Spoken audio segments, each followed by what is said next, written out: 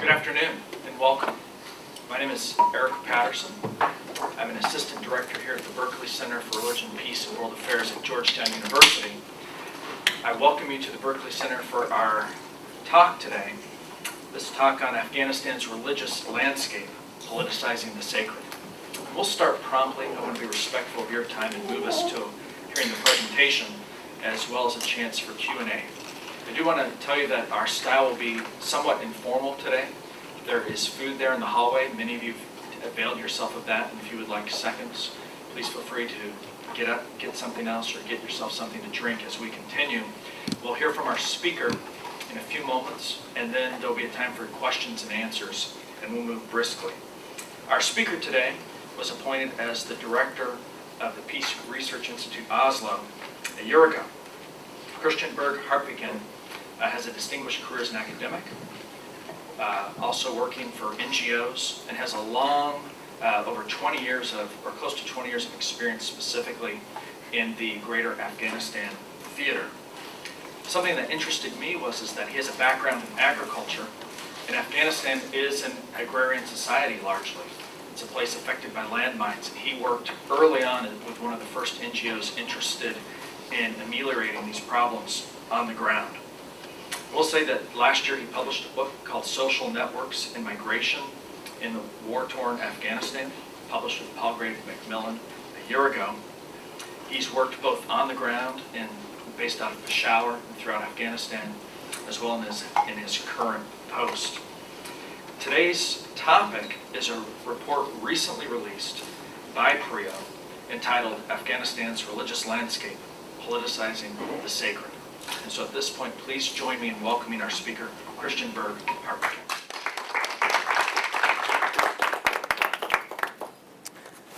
Thanks a lot. It's very nice to be here at the Berkeley Center. Thanks a lot for the invitation. I spent a few days in Washington now doing different things, including enjoying a dinner at the center leader's home on Saturday. So it's been wonderful. I guess one of my major interlinkages to the Berkeley Center is sitting here to my left. Trond Bakkevik, who has spent time here as a visiting scholar, is both a distinguished authority on these issues in Norway, a dear colleague, and also my brother-in-law. And although Norway is not the topic of today's presentation, that already tells you a little bit about Norwegian society. Eric started to say a few things about me and more importantly about the institute that I'm heading, the Peace Research Institute Oslo. Personally, I've been working on Afghanistan, and I can actually say now that it's past 2 decades because I started at the very end of the 1980s. So I can claim 2 decades of engagement with Afghanistan now. I've been at PRIO since 1993. I'm not going to talk much about PRIO today, but I have one exemplar, and I'm sorry I have only one, but you may circulate it if you want, of our very recently published annual report for 2009. And you will notice from my introduction to the report that 1 out of the 3 issues that I'm highlighting in our research is our focus on issues that has to do with religion, which is becoming increasingly important in PRIO's research agenda. And we certainly want to reinforce that in the years ahead. The work I am engaged in on Afghanistan is work I'm doing together with Kaja Borchgrevink, a young female scholar at PRIO, and the policy brief that was distributed with the invitation to today's event is written with her as the primary author. As a director, I get to do less research, but I rely on my experience and work with promising young scholars. Few things about PRIO's engagement on religion. We are doing quite a few things on religion, as I said, and one of the things we're doing, which I think is very interesting, is rooted in a strong quantitative tradition at PRIO. We have a rather strong environment that works with the University of Uppsala, the Human Security Project based at the Simon Fraser University and others, on producing sort of the key statistics on patterns of armed conflict in the world. And there religion has also emerged as a key factor. And the primary scholar we have on this is a woman called Ragnhild Nordås, who is just about to move from the Belfer Center to Notre Dame. So we're trying to retain our best talent, but at the same time exposing them to some of the best international environments. But she's just been publishing several articles on the way that religion factors into armed conflict. And I think in many ways nuancing the popular perception that conflict as such is fed by religion. We also have a strong environment working on the ethics of war. Just war theory, not only in a Christian perspective, but within the various Abrahamic and even beyond the Abrahamic religions. We have people doing work on various types of religious worldviews and the way it is that feed into armed action. One particularly interesting study that's about to be completed is on the ethics code of the Israeli Defense Forces, based on interviews with Israeli soldiers who actually came right out of the war zone. So this also gives you a glimpse of the approach that some of our scholars are taking, which is not only based on textual analysis, but where they're really going into the empirics and engaging with the realities on the ground, descriptive ethics, as it were.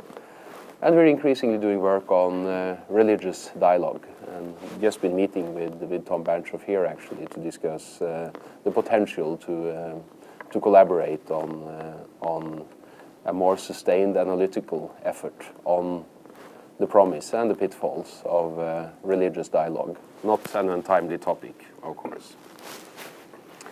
Now, I'm not going to stick closely to the policy brief that I see some of you have brought. I'd rather talk about religion in the Afghan context with a view to where it is that Afghanistan and the international engagement in Afghanistan stands at the moment. And my intention was really to do that through 3 stories.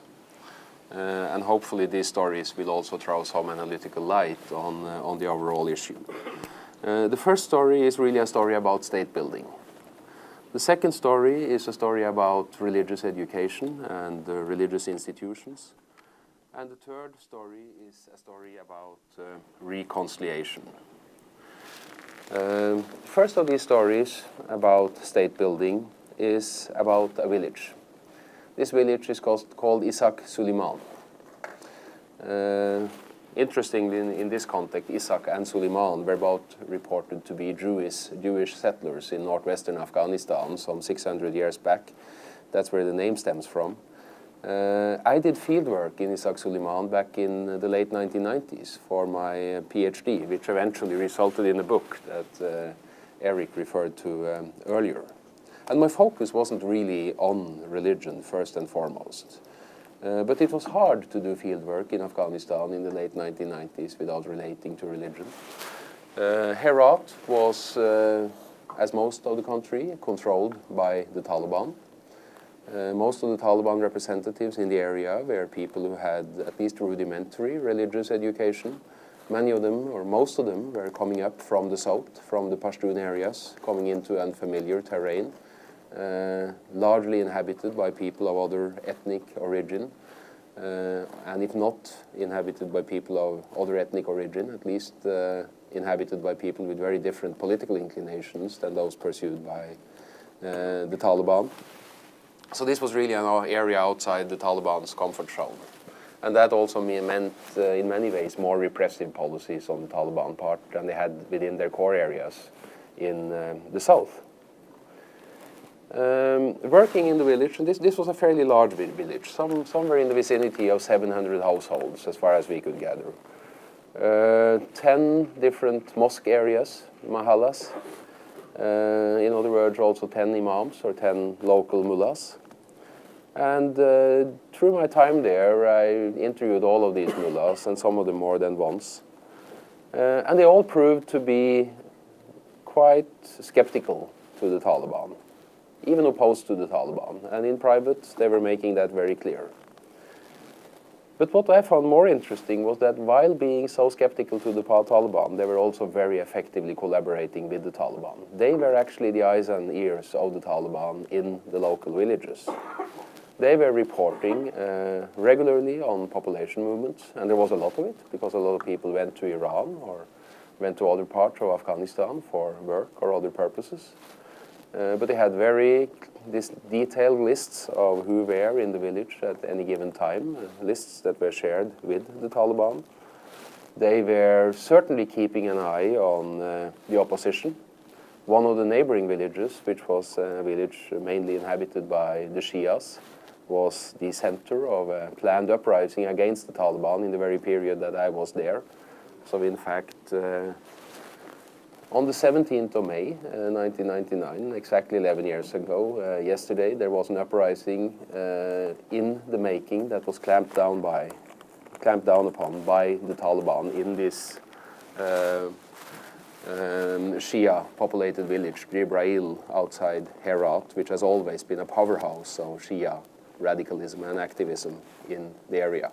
But the Taliban picked up on it early enough to be able to clamp down on it. And the lists generated by the local mullahs was also a solid foundation for claiming tax. So the reason I'm saying this is I think it's interesting to look at what sort of local penetration it was that the Taliban was able to have. And it wasn't able to have that penetration because it built up such a strong formal state apparatus. It was able to have it because it really built on the religious networks. And even when local religious leaders were defiant, the Taliban were able to incorporate them into their structure and use their local knowledge very effectively to control the local population. So I think I would say that this is probably the most, seen from a local level, the state that Afghanistan has ever had, which has had the highest degree of penetration at the local level. Very, very effective control. And it's interesting, of course, thinking about this also in the current context, where in the past year or two, we see increasing reports in the media also about how it is that the Taliban go about conducting their affairs at the local level. The concept of shadow administrations. Now, this is not entirely new. This is something we saw, in fact, in core Taliban areas all the way back in 2003, 2004, that immediately when they got into a new area, they set up a shadow administration. And again, it's often very much based on the local clergy. They would bring in some from the outside, but it's very much based on the local clergy. And symbolically, one of the things they would pull off the quickest is to settle a few judicial disputes at the local level.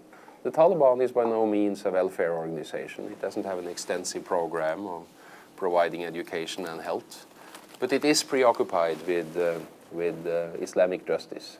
And it's able to use that to offer something which is more than what the government can offer in many of those areas. So even seeing this in areas where the Taliban has been able to maintain control only for a very short time, but even so, they immediately set up this shadow administration and pull off a few local court cases, and through that establish credibility as a far more effective body of governance than the Afghan government. I'm not saying this to pretend that the Taliban is a widely popular movement. It certainly isn't. But it can do certain things that the government proves unable to do. My second story is a story about a person, a politician, and in fact also a friend of mine, Hanif Atmar, who in fact did visit Washington last week and left only a couple of days ago as part of Hamid Karzai's entourage.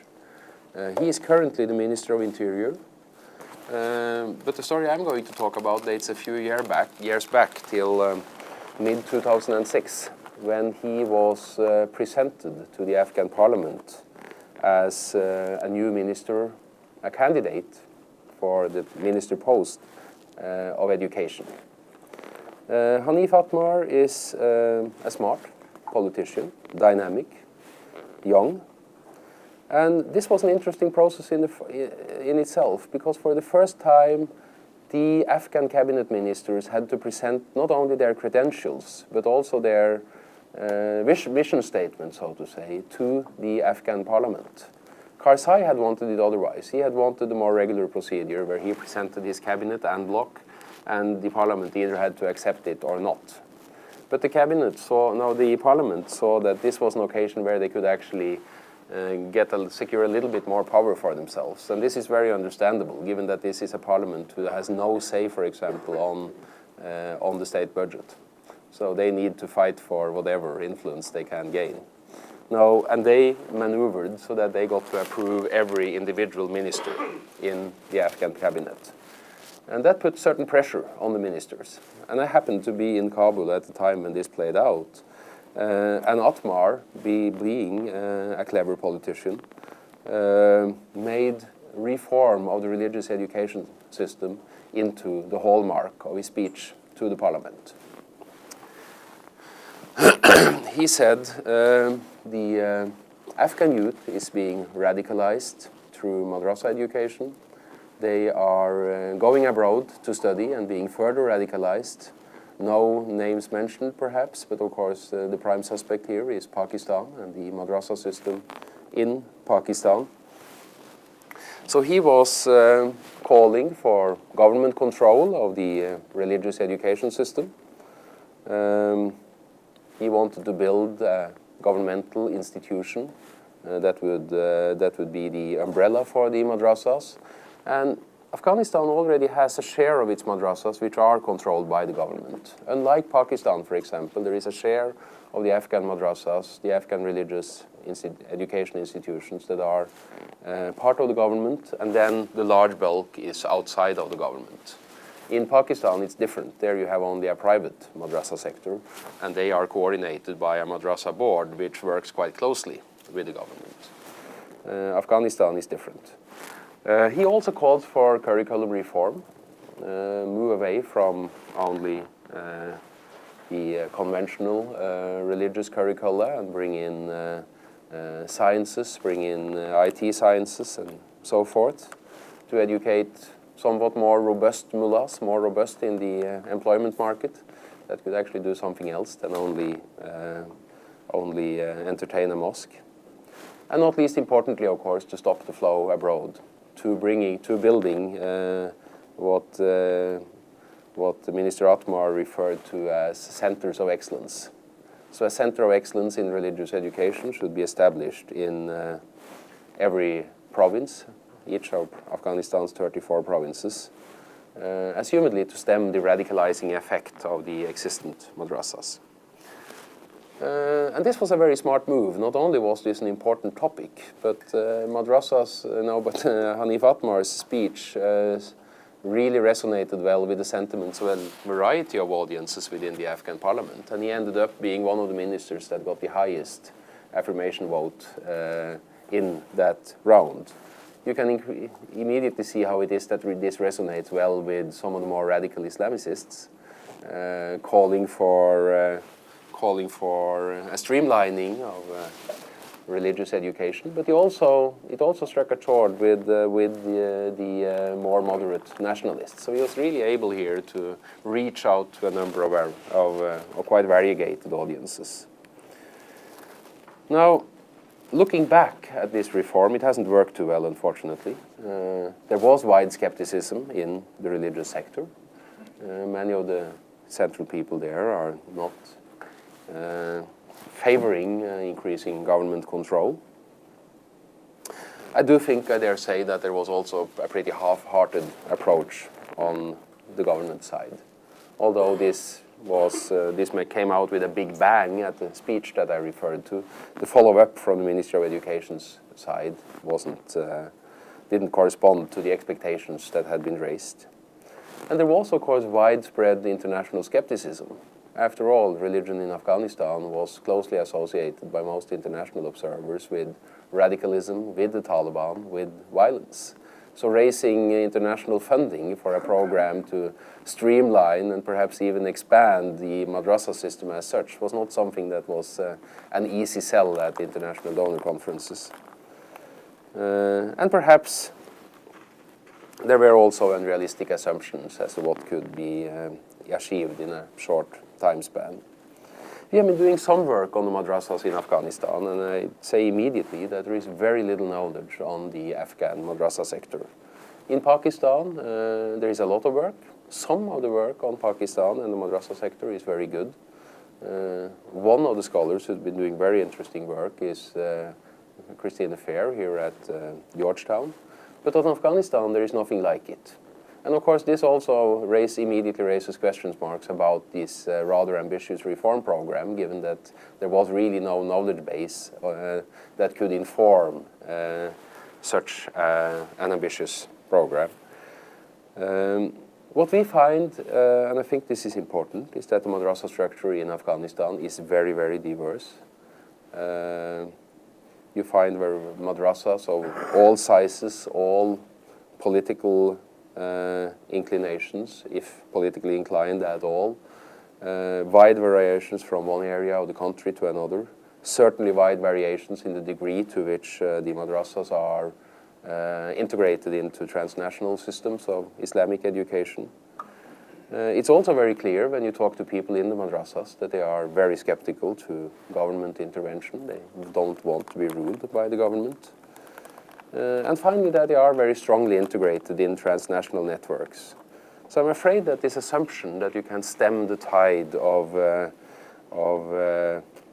students that go abroad to take up religious studies is perhaps slightly unrealistic. It seems to me that the quality differentials in terms of religious education are still so wide that to stop young Afghans from going to Pakistan and elsewhere to top up their religious education is going to be very, very difficult. There are very few students from other countries who come to Afghanistan for religious studies. The flow goes only one way, I must say. The third story is the story of Maulavi Hakim Jan. Maulavi Hakim Jan was a religious scholar at one of the main mosques in Peshawar, so in Pakistan. But widely influential both amongst Afghan and Pakistani religious scholars. Many saw him as a fairly moderate scholar. He was a Deobandi, but fairly moderate. Now, when I say he was, it's because Hakim Jan was killed in 2008. And the reason I mention him here is that I think it's important for us to realize how and why it is that he was eliminated, because it is quite clear that eliminated is what he was. Until about 2007, 2008, there was a fairly active discourse among the Afghan and parts of the Pakistani clergy on the legitimation of violence. And one of the loudest voices in this debate was exactly Maulavi Hakim Jan. He was particularly occupied with the issue of suicide missions, which he took clear distance from on religious grounds. And this was quite clearly the reason that he was eliminated. It's not clear to me who it was that eliminated him, but nobody that knows him has any doubt that this is the very reason for his early death. And he had received a number of death threats, of course, earlier than that. And we do actually see over a number of years, ranging back to 2003, 2004, how it was that more moderate voices who were critical of certain types of violence, even people who would be supportive of some of the overall objectives of the Taliban, but take distance from some of their tactical means, were increasingly pressurized into either becoming mute, or in certain cases were actually eliminated. And I don't think the government or the international community, for that matter, really realized this until it was too late. There was very little effort on the government side to provide any space for these types of voices. Not only was there very little support, but there was also very little protection. And these were guys that were speaking out at great risk to themselves. But with no protection, they were quite effectively muted. And over the past 2-3 years, I think this is a type of discourse that has virtually disappeared in Afghanistan. of course, the main blame doesn't go to the government. The main blame goes to the Taliban, who tries to monopolize the religious voice. But this pressure and occasional elimination has been very effective. So currently what we are left with is a set of what we could term palace mullahs, a set of religious leaders who are seen as being so close to the government that they have very little credibility and very little influence. We have quite a number probably of muted mullahs, people who, as the Afghans say, sit at their house. People who would like to speak out but don't do it in the current context simply because the costs are too high and the potential really to make a difference is also probably very low the way they see it in the current situation. And then we have the Taliban, who is effectively monopolizing the religious voice. And this, of course, is very, very unfortunate. It also leads to a number of other things which are quite unfortunate in the current situation. I think it's very clear that what we're moving towards on the Afghan scene, seeing this from the international community side, is some sort of a political process which may potentially or may not lead to compromise with either whole or part of the Taliban. I do think that this is a conclusion that is unavoidable and will have to be taken by the US administration in the next few months, by the end of this year at the very latest. In that situation, it seems to me that what we have to work with is fairly limited. We have a radicalized Taliban representation, and I think nobody has said this much clearer than the current commander on the Afghan theater, Stanley McChrystal. Says we spent 8 years radicalizing and making the Taliban more militant. Nonetheless, we're now in a situation where we negotiate with them. In that situation, it would have been very good to have a sort of a religious community which could actually be a sounding board and perhaps even provide some checks and balances on what it is that these negotiations are about. It seems to me that we don't have that.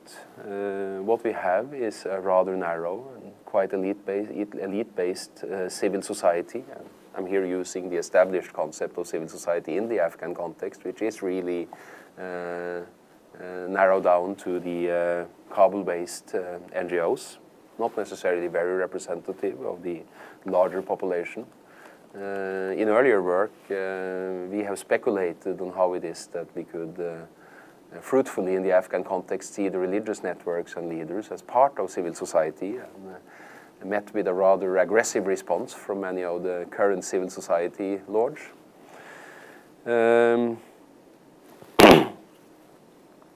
So it seems that we do not really have the counterpart that we need in reconciliation.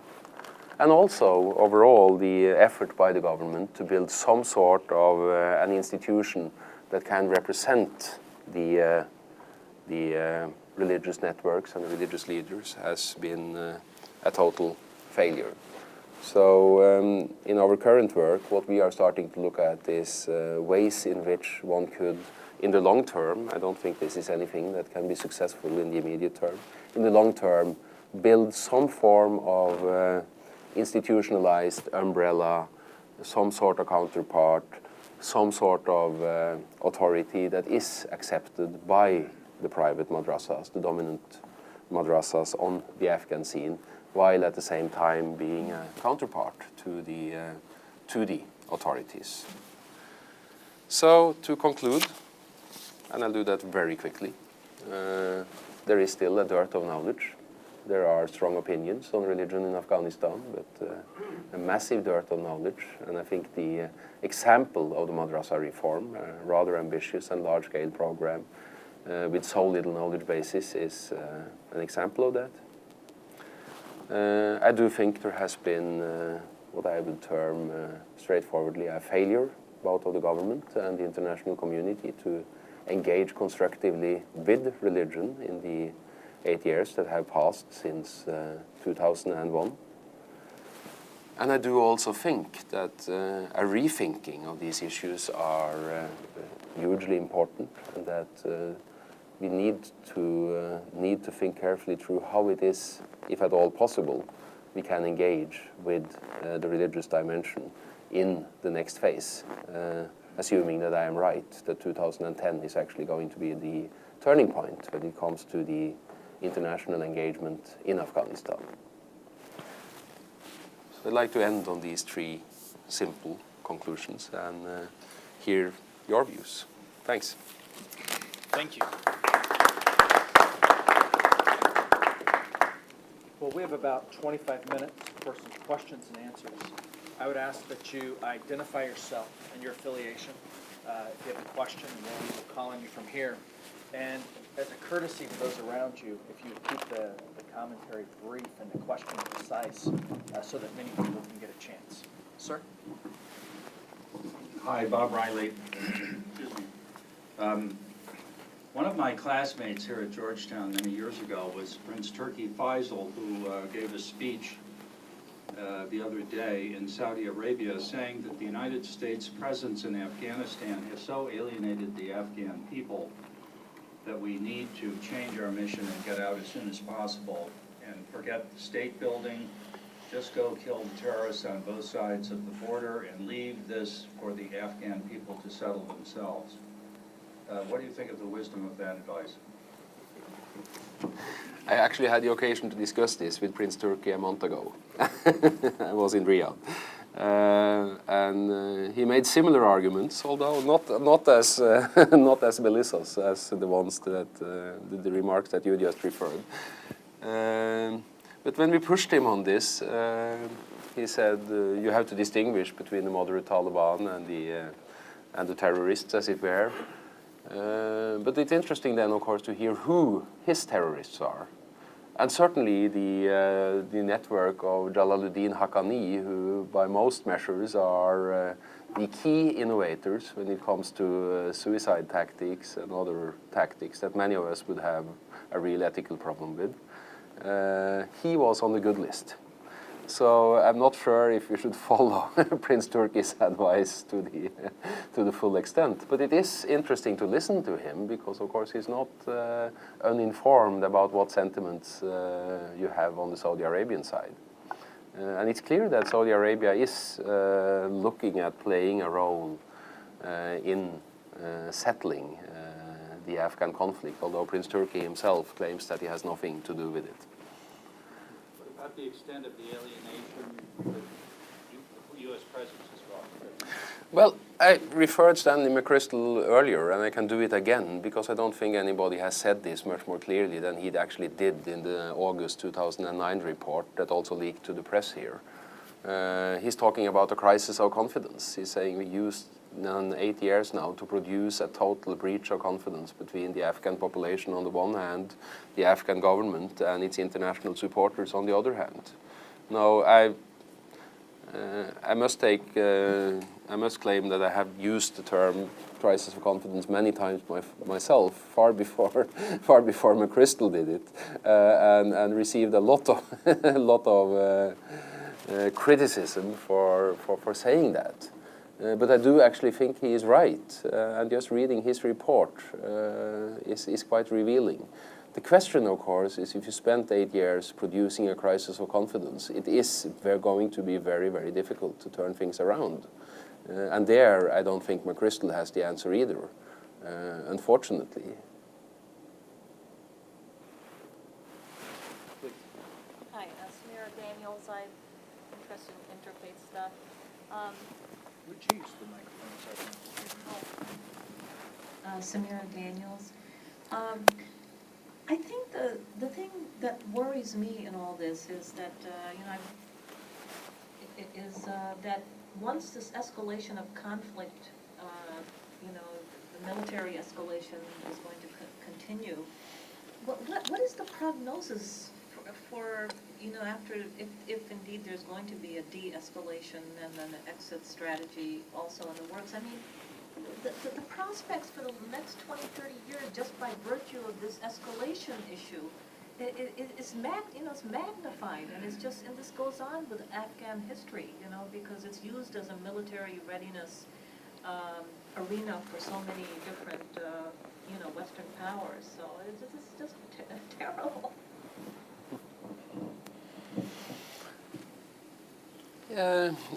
Yeah, it has brought us into a very, very, very difficult situation, and it is very difficult to see how you can breach that cycle.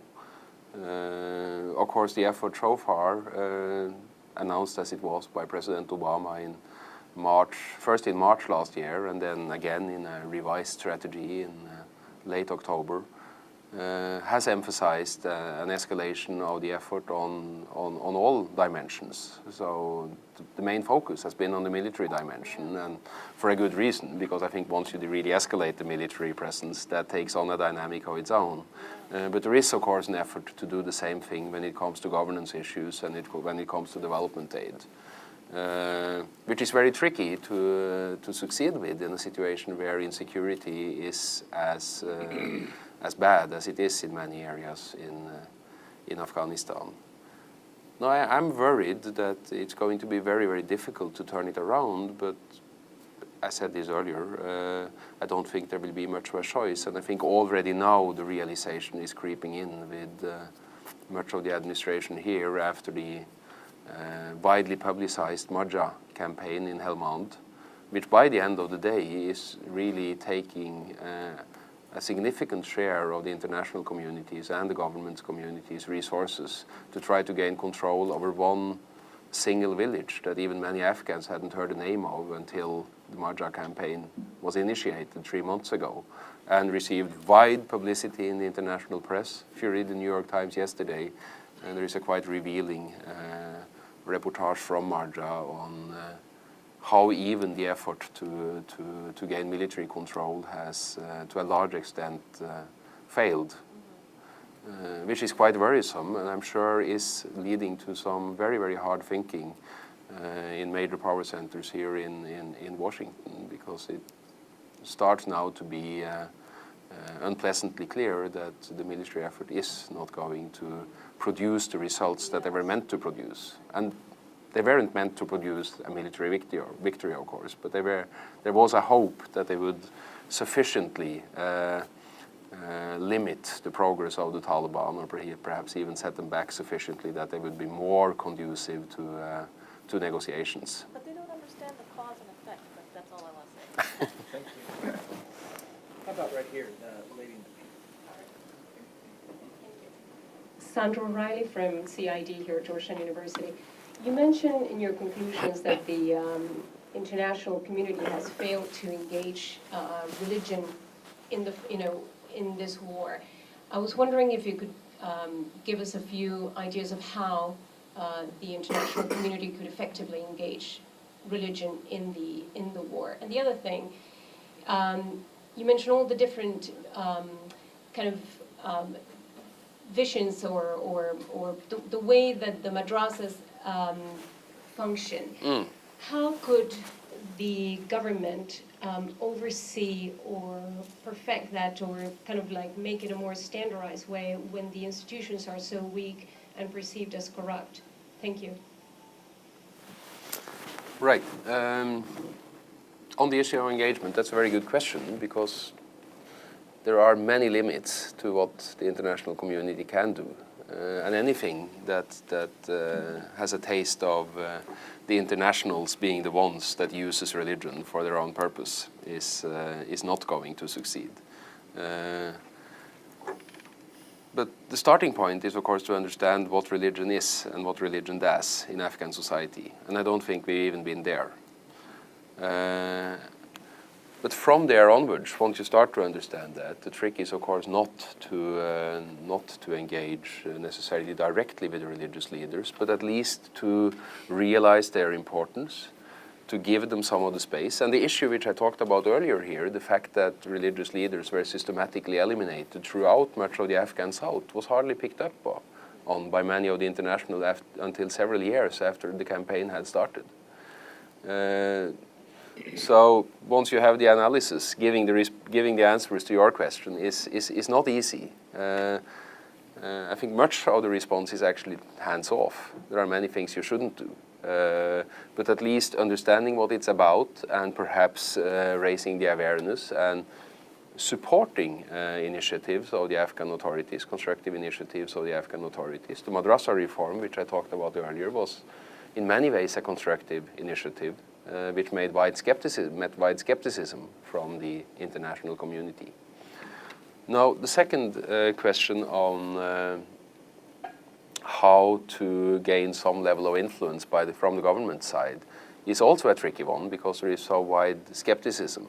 I think you have to look at this in the longer term and have to look at more of a bottom-up process whereby the madrasa sector itself start to formulate some sort of an umbrella initiative. And we see some initiatives in the making.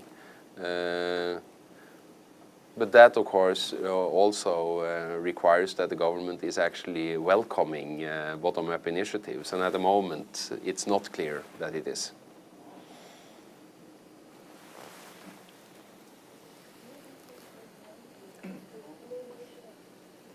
Thanks. Thanks very much for your talk. It's fascinating. My name's Lise Howard, and I'm a professor here in the government department. And I'm wondering, I think I have two questions. So you said that the Taliban engages directly with religious leaders. And I'm wondering how one could go about influencing religious leaders without engaging directly with them also. And I'm talking about the international community. If the Taliban is doing that, how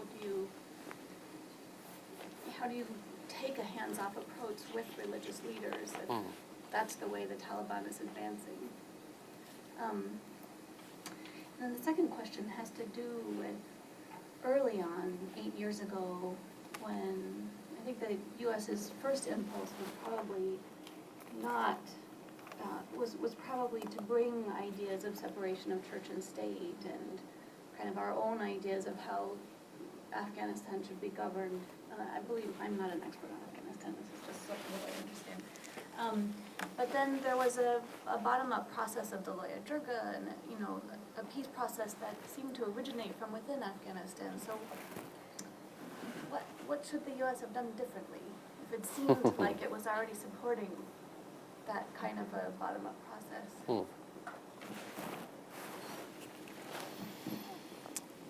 Right. No easy question. No. They're both difficult. On the first one, how can one engage with religious leaders? And as you said, I don't think one can do it directly from the international community side. What the government has tried to some extent is to bring in religious scholars from elsewhere in the world. But again, it seems to me that that's based on a flawed analysis because many of the scholars that they bring in would be from different Islamic schools of thought. It would not resonate well with Afghan tradition.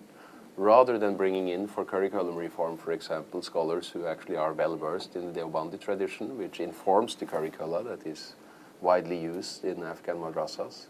They bring in people from Saudi Arabia who have a different mindset and a different tradition, come from a different Sunni Islamic school. So these are, in one sense, fairly trivial issues, but at least you need to get them right. It's much more difficult today than it would have been only 3-4 years back, simply because the critical voice amongst the clergy is quite effectively muted. But I do think that bringing the right international advisors of Muslim origin and with the relevant expertise that it actually communicating with Afghans and that is recognized by Afghans is the way to go. And you could bring that into curriculum reform, you could bring that into sort of public outreach work for that matter, although I'm not claiming to have the recipe of how that should be done, but you could envisage well-informed radio and TV programs, for example, on some of these issues, which are, building on that sort of expertise. What should the U.S. have been doing differently? If you ask me, it shouldn't have intervened. That's not a very helpful response where we are today, I know that. But I do think it's important to remind us that there was a different choice. Once one intervened, one got into a very difficult situation, of course, and I do think the whole idea that you can actually rebuild a state well, from without to begin with it's a tricky proposition. But to do it in a situation where you have massive military presence is even more tricky. And I know a lot of the critiques of the intervention would say exactly the opposite. They said that we should have sent much more soldiers quickly. I don't think that would have helped, actually. I belong to the school who thought that things less is more, and that the problems in many ways stemmed from the heavy, not only international community dominance, but actually US dominance on policy processes, which did stir a quite strong reaction among many Afghans, but particularly the military part of the campaign, which was very often very insensitive to Afghan tradition. And then increasingly, although it didn't happen until about 2005, 2006, you also got discussion about civilian casualties. And it is, of course, difficult to explain to the Afghan public that when we are there to rebuild their state and protect their civilians, we are doing that by means which effectively also kill a number of Afghans. Now, the numbers are not all that tall. I mean, this is very different from the number of fatalities we had back in the 1980s in Afghanistan.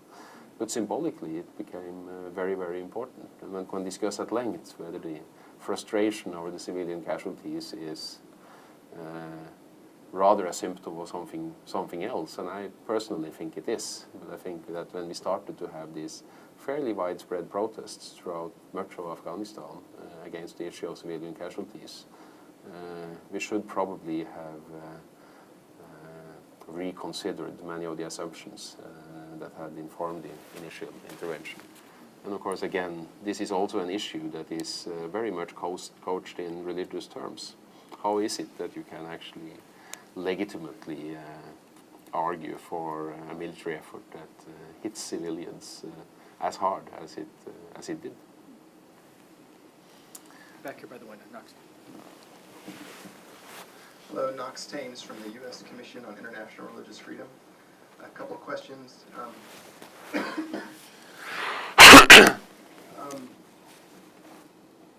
How can that civil space be created where those Islamic leaders who are sitting at home can find a venue to come back and re-engage the dialogue?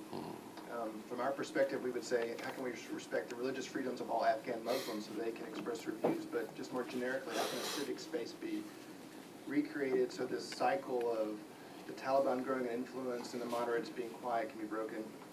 And secondly, I understand your point on the international community being hands-off with Afghan religious leaders, religious establishment, but the Afghan government is certainly very hands-on with the Madrasa reform initiative, although it's failed, but also with the various Islamic boards. Is there a way to talk with the Afghan government to try to promote moderates to these various Islamic boards so that they're given a prominence and a voice in that society? Well, again, very, very tricky questions. And how to recreate civilian space. I don't think I can claim to have any insights to that at the moment. It's very, very tricky.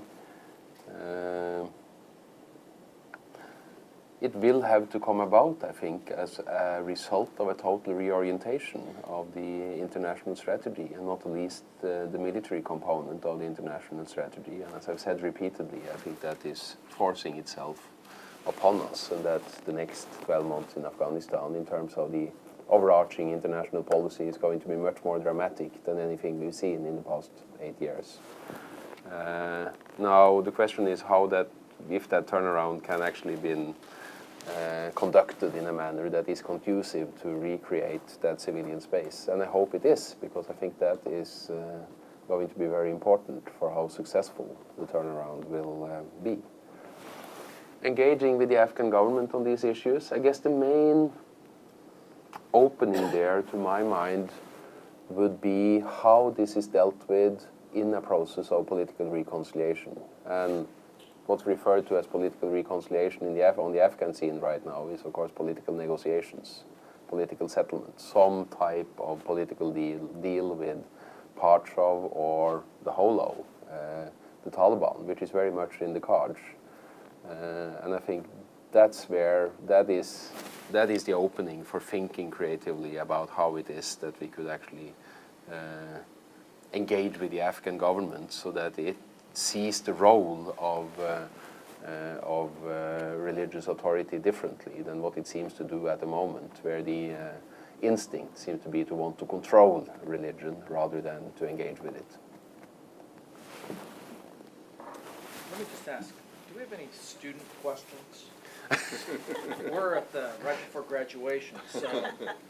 Plenty of student responses. I mean, I'm a student of these things. Okay, so let's then go here, and then we'll come up here to Mark.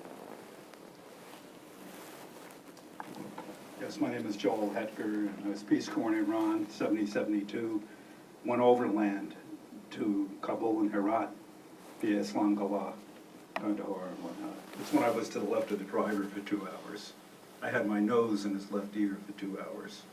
Now my question is, Wazarat al-Waqf, do they favor Deobandi or Naqshbandi? Who?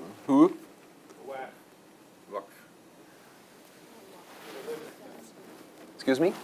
The religious ministry, what school do they favor of Islam?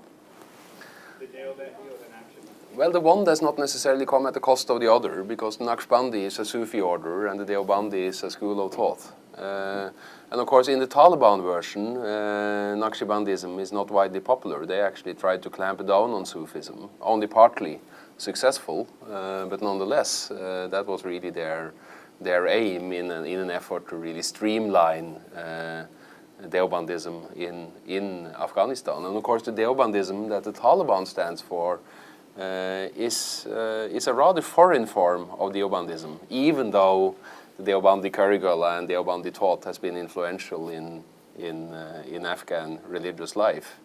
So it's not so simple that you can say this is about Deobandism and then we're there either. It's about various interpretations of what Deobandism is. But of course, Deobandism in Afghanistan, not least through the escalation or through the massive increase of the whole Madrasa sector, both on the Pakistani side of the border and the Afghan side of the border, and even more so as a result of the increasing Taliban influence on religious education per se, has a totally different form today than what it did have as shortly back as 10 years ago.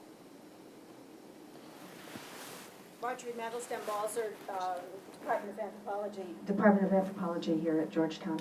My question is on narcotics and also not just the trade issue, but more even the issue of addiction within Afghanistan, some of the information that's been coming out about women being addicted as well as men, and of general social fabric deterioration in villages, even in the north of Mazar Sharif, for instance.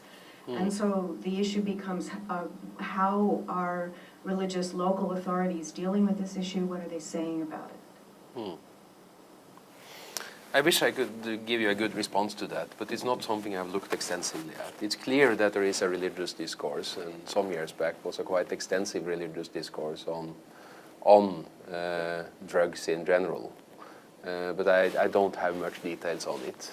What is that then? What do you know of the on drugs in general positions? Well, there certainly has been an effort, not only by the Taliban, but by some of the radical groups preceding the Taliban as well, to legitimize the production and marketing of drugs to foreign markets, as even in sometimes in coaching that in jihadic terms, which is quite ugly, of course, when you think about it. But that has been one way of legitimizing it. And of course, what your question interestingly bring up is, what does it do to that argument once you actually have massive victimhood within your own communities? Then that undermines the whole argument. And I think you are right, that we do see an escalation of addiction within Afghanistan itself. We have time for one more question. Hi, I'm Irene Sanders, and I work for a defense contractor. What role do you see for women in playing for the resolution of some of these issues, and which issues can they play a heavy role in? Again, a tricky issue and a hugely important issue, and I think, for me, one of the main concerns that we are now moving towards what may end up being a negotiated settlement. I think it's not unlikely that women's rights will be sacrificed. In fact, I think it's very likely that they will be sacrificed to some extent. So I think the main question then is what sort of a consultation mechanism can you set up in that negotiation process that will actually take care of some of the women's concerns. When I was in Kabul in May last year, there was an SMS campaign, a text campaign amongst Afghan civil society women, which resulted in the formulation of a letter to President Karzai, where they expressed their concerns about a political negotiation process with no transparency, and actually demanded that some sort of a mechanism was set up by which civil society women would have direct access to the negotiation process, and where the proceedings would be transparent and out in the public. That doesn't entirely respond to your question. I don't know where the red lines should be. I think there should be a number of red lines, and even if I think many Afghan women would say that the rights and the conditions of women have deteriorated in the last few years. There's no doubt that compared to the reign of the Taliban until 2001, important achievements have been made, and those should not easily be sacrificed. Well, let me simply say that this report that prompted today's meeting is available. The link is there on our website. There's a few hard copies here on the table for you. Let me mention also that there's a set of Afghanistan resources on the Berkeley Center site, including a case study on policy and religious freedom, a country page that talks about the religious demographics of the country, and some other resources. And I know there were several hands still up, and I hope that you'll address those questions when we conclude directly to our speaker before you go. Well, this has been a fascinating time. Please join me in thanking Dr. Harpviken for this talk today.